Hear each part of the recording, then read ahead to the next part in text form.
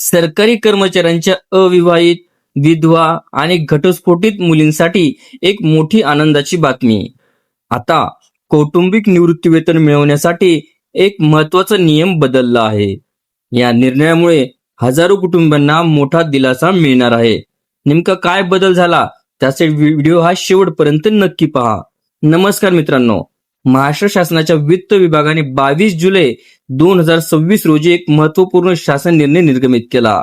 या आदेशामध्ये कौटुंबिक निवृत्ती वेतनासाठी अर्ज करणाऱ्या अविवाहित, विधवा किंवा घटस्फोटित मुलीबाबत एक मोठे स्पष्टीकरण देण्यात आले आहे.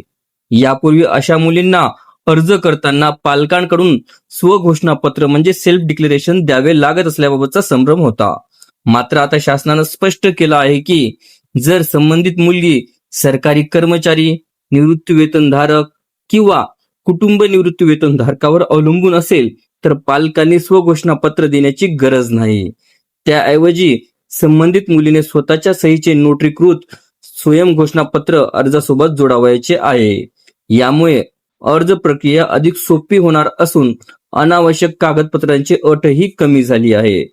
विशेष म्हणजे हा आदेश राज्यातील हजारो निवृत्ती वेतनधारक कुटुंबासाठी अत्यंत महत्वाचा मानला जात आहे. जर तुमच्या कुटुंबात अशी परिस्थिती असेल तर हा शासन निर्णय तुमच्यासाठी खूप उपयुक्त ठरणार आहे. अशाच सरकारी कर्मचारी, शिक्षक आणि पेन्शनधारकांसाठी महत्वाच्या अपडेट्स मिळवण्यासाठी चॅनलला सबस्क्राईब करा, व्हिडिओला लाईक करा आणि ही माहिती आपल्या इतर सहकार्यापर्यंत नक्की शेअर करा. धन्यवाद.